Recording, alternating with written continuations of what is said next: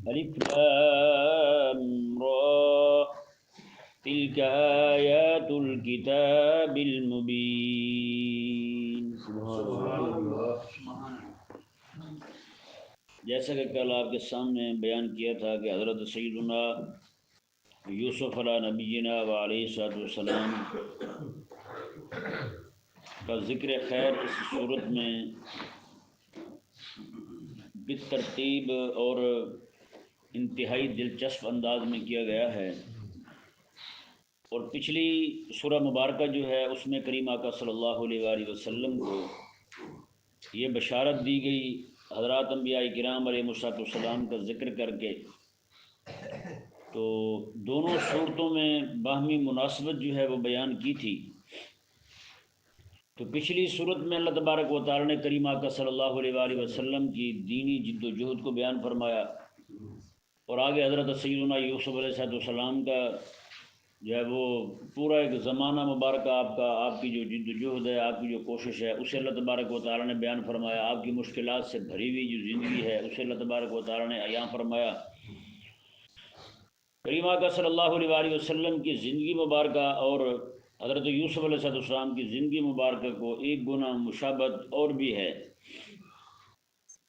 جیسے حضرت سیدنا یوسف علیہ نبینا و علیہ السلام کو کنویں میں ڈالنے کے لیے جنہوں نے یہ منصوبہ بندی کی تھی وہ سارے بھائی تھے حضرت سیدنا یوسف علیہ نبینا و علیہ السلام کے، کہ ان کو کنویں میں ڈال دیا جائے تاکہ ابا کی محبت جو ہے نا وہ ہمیں حاصل ہو، جو ابا جی کا جھکاؤ جو ہے وہ ان کی طرف ہے، تو وہ محبت جو ہے وہ ہم اکٹھی کر لیں، اپنے ابا جی کی توجہ ہم اپنی طرف موڑ لیں۔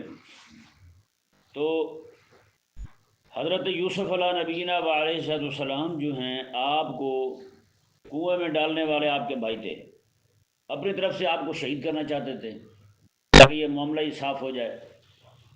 اور دوسری طرف کریم آقا صلی اللہ علیہ وآلہ وسلم کو دیکھیں، وہ مکہ والوں نے جو اپنا ایک میٹنگ ہال بنایا ہوا تھا دار الندوہ جسے کہتے تھے، وہیں پہ جمع ہوئے، وہ بھی سارے آقا علیہ السلام کے رشتہ دار تھے۔ قریش جو ہیں وہ کون تھے؟ سارے آقا علیہ السلام کے قریبی تھے۔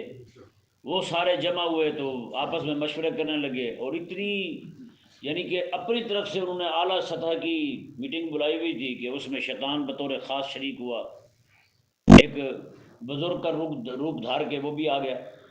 اب جو بھی کوئی مشورہ دے، کوئی کہے جی ان کو جو ہے وہ کریم آقا علیہ السلام کو یہاں سے نکال دیں، تو آگے سے وہ شیطان کہے جو بزرگ کی صورت میں بیٹھا ہوا تھا، وہ کہے جی آپ ان کو یہاں سے نکالیں گے تو کہیں اور جائے گا، تو وہاں سے جمعیت اکٹھی کر کے تم پہ حملہ آور ہو جائے گا، تمہارے لیے نقصان دہ ہے۔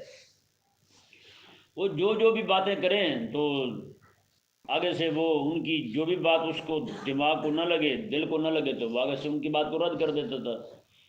بلاخر مشورہ اس بات پہ ٹھہرا کہ ہر قبیلے کے جتنے بھی قبیلے تھے وہاں پہ ہر قبیلے کا ایک ایک بندہ جو ہے نا وہ سارے شامل کیے جائیں اور کریم آقا علیہ السلام کو شہید کر دیں۔ تو بنو ہاشم جو ہیں وہ ہم میں سے ہر ایک سے کیسے لڑ پائیں گے؟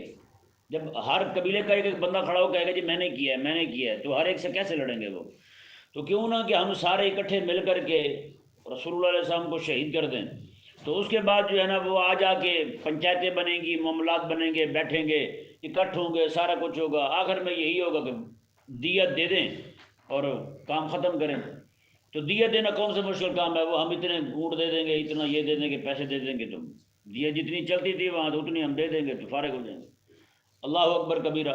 وہاں حضرت سیدنا یوسف علیہ نبینا و علیہ السلام کو شہید کرنے کی منصوبہ بندی کرنے والے بھی بھائی تھے، اور یہاں آقا علیہ السلام کو شہید کرنے کی منصوبہ بندی کرنے والے بھی سارے بھائی باندھی تھے، اور کوئی نہیں تھا باہر کا بندہ، سارے مکے کے تھے اور قریش کے لوگ تھے، وہی لوگ تھے سارے۔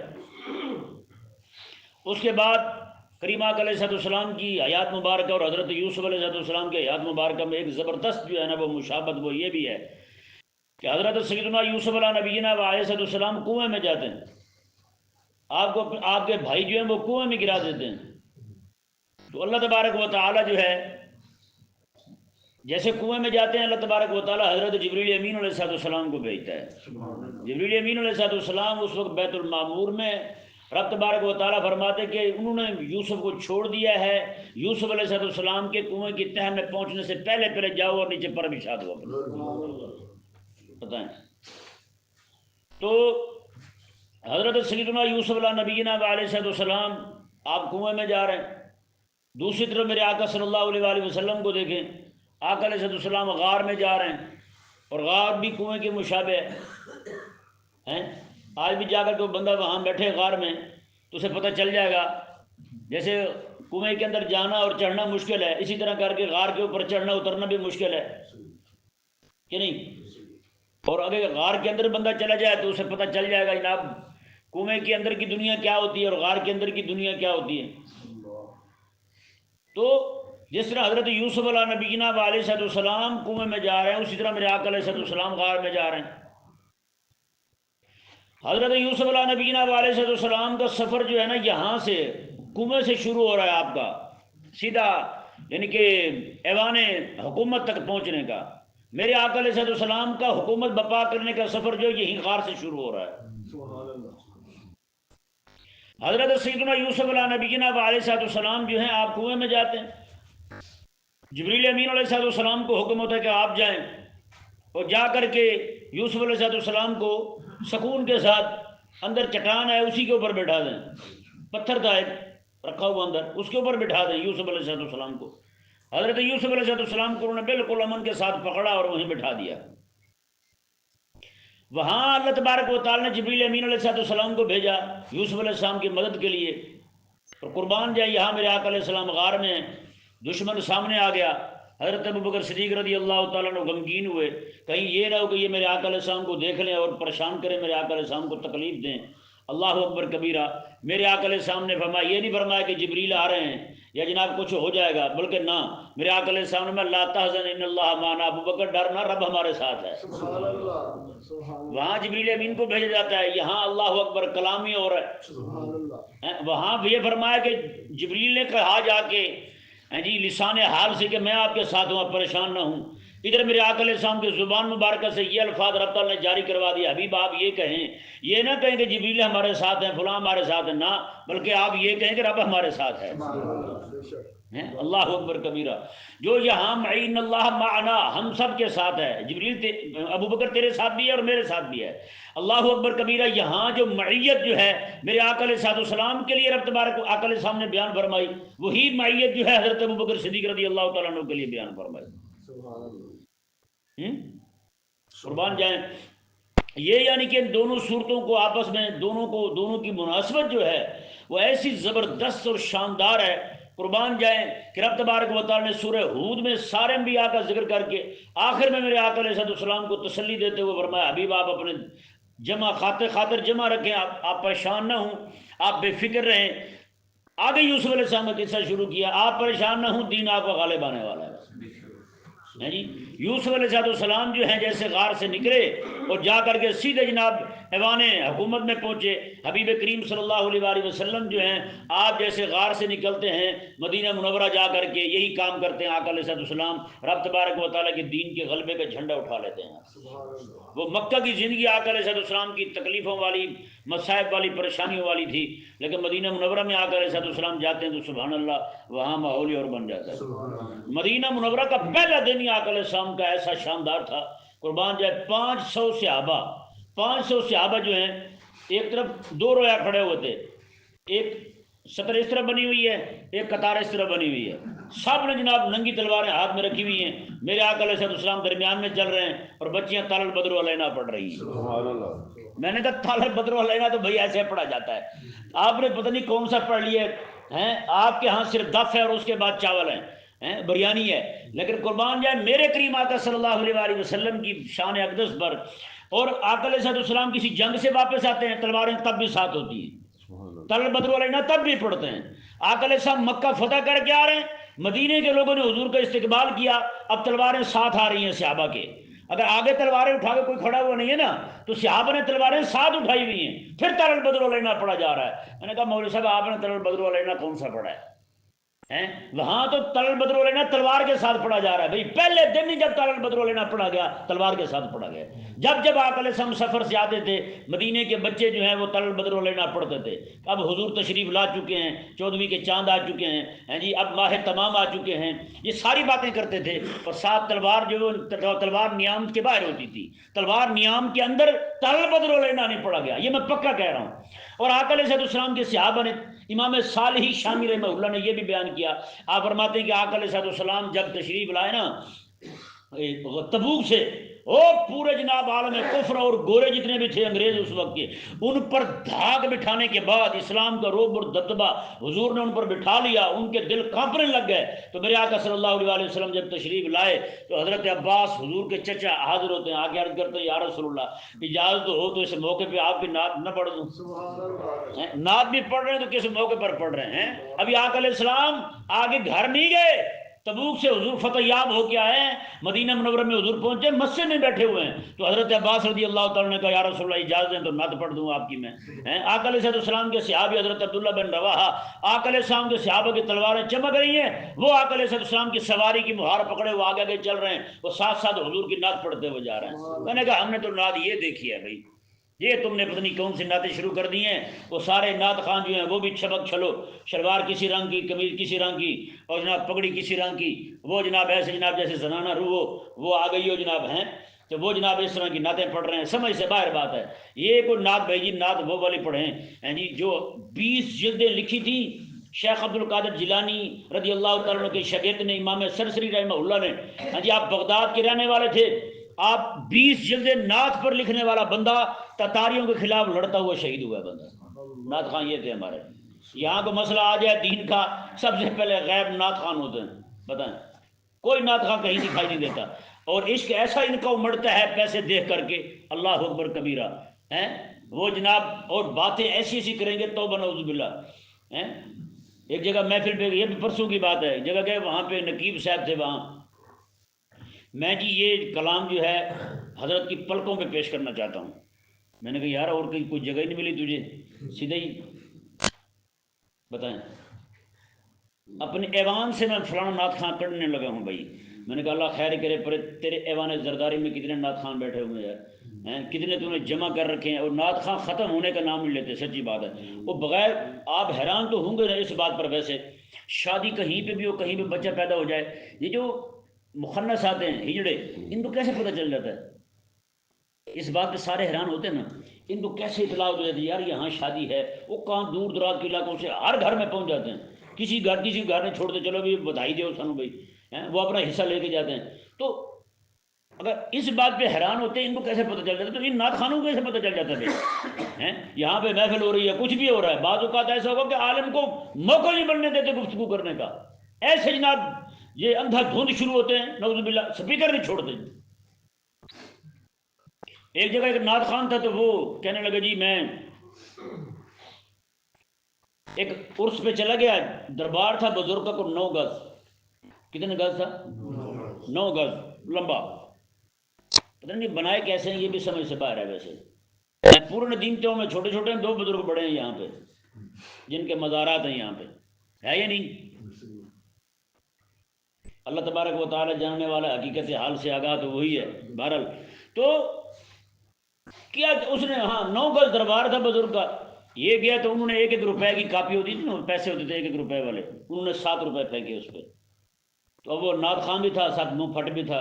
اس نے وہیں پہ بیٹھے پیسے گننے کے بعد کہنے لگا مجھے تو بابا جو ہے نا وہ 1 روپے گز بھی نہیں پڑا،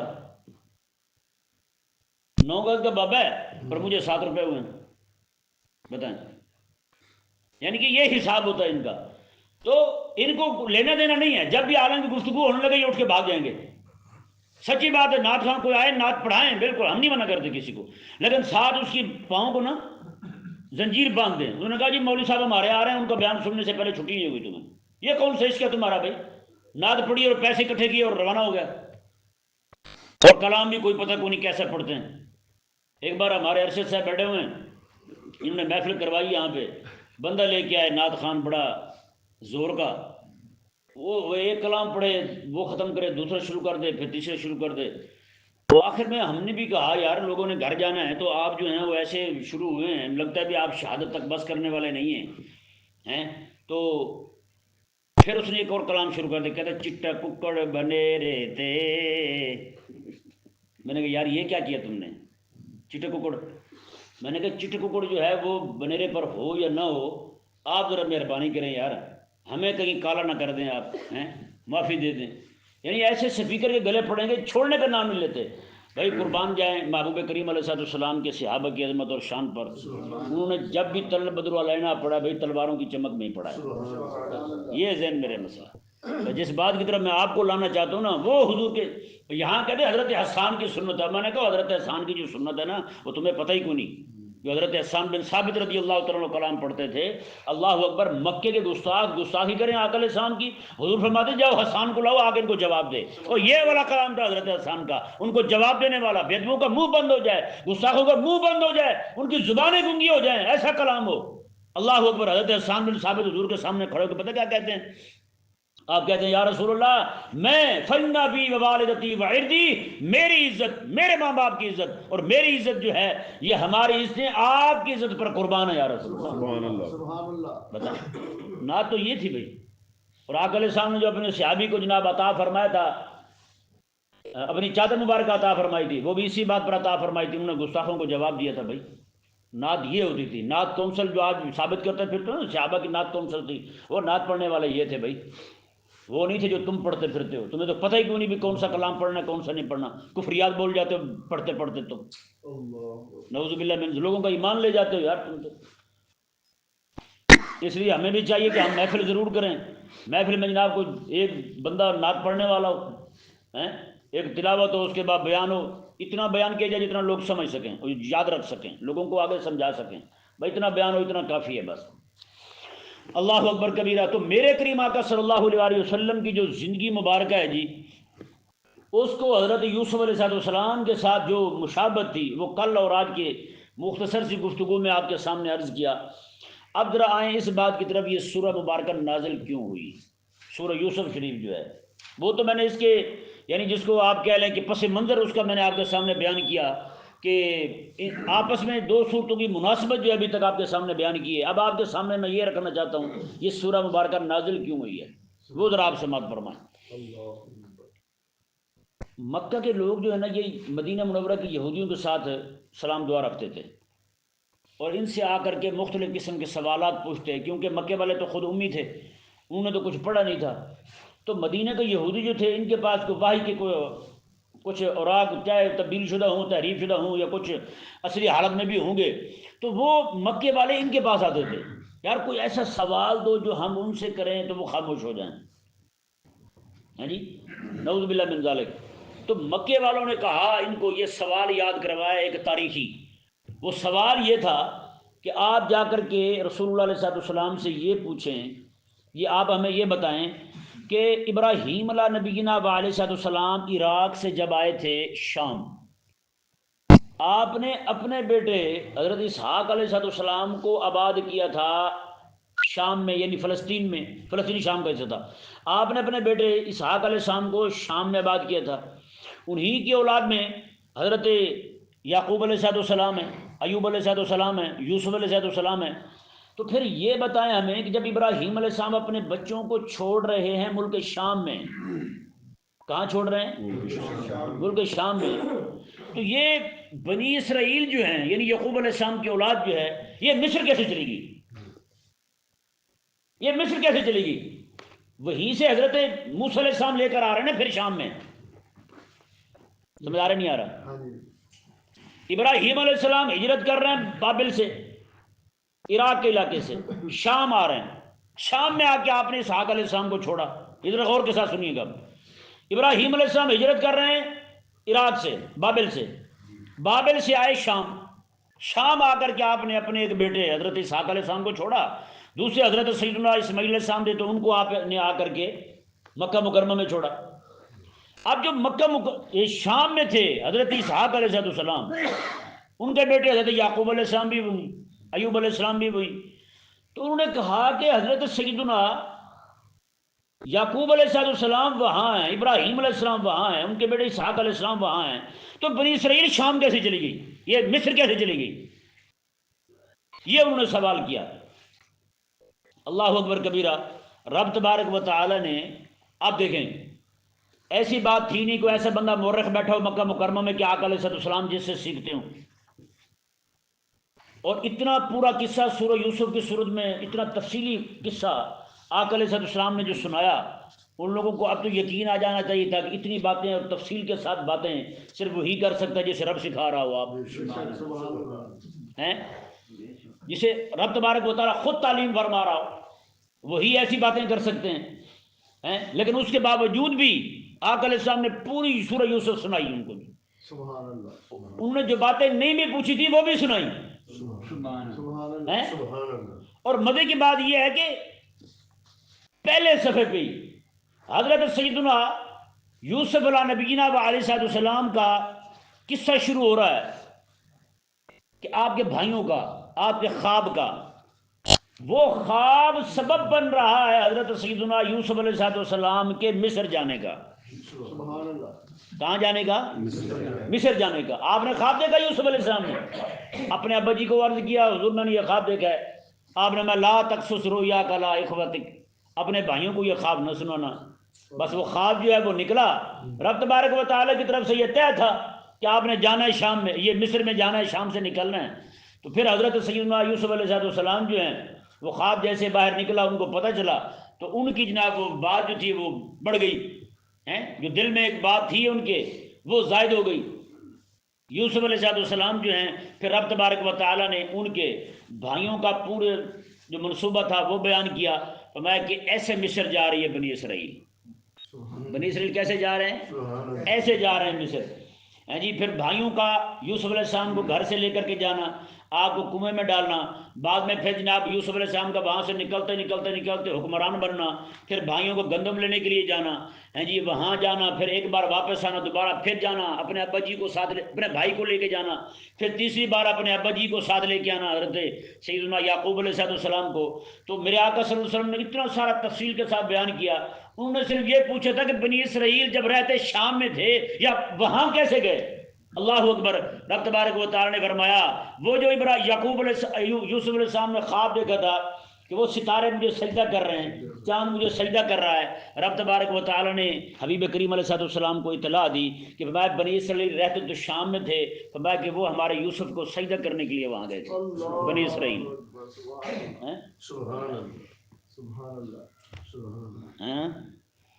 میں وہ تو اس لیے گئے تھے یہ خواب پورا کرنے کے لیے گئے تھے۔ اللہ اکبر کبیرہ۔ تو یہ انہوں نے یہ سوال کیا تھا، جی بتائیں، یہ تاریخی سوال تھا۔ اب یہاں ہم بیٹھے ہوئے نا، ہم سے کوئی بندہ پوچھ لے، کوئی تاریخی بات پوچھ لے، ہاں جی فلاں جو ہے نا وہ معاملہ ہوا تھا، یعنی ویسے ہی بندہ پوچھ لے، ہاں جی سلطان صلاح الدین ایوبی رحمہ اللہ جب آئے تھے یہاں پہ تو لاہور میں بھی آئے تھے۔ اب ہمیں تاریخ کی کتابیں ہمارے پاس ہوں گی اور ہم پڑھتے بھی ہوں گے، صاحب ذوق بھی ہوں گے، تاریخ کا ذوق بھی ہوگا تو ہم بتا پائیں گے ہم بھی جب فتح کرتے ہوئے ان علاقوں میں آئے تھے تو لاہور آئے تھے یا نہیں آئے تھے، ہے نہیں؟ جب ہمیں تاریخ کے ساتھ شغف بھی نہ ہو، تاریخی کتابیں بھی ہمارے پاس نہ ہوں، ہم پڑھتے بھی نہ ہوں، کسی سے سیکھتے بھی نہ ہوں، سنا بھی نہ ہو، تو ہم کیسے بتا پائیں گے؟ اللہ اکبر کبیرہ۔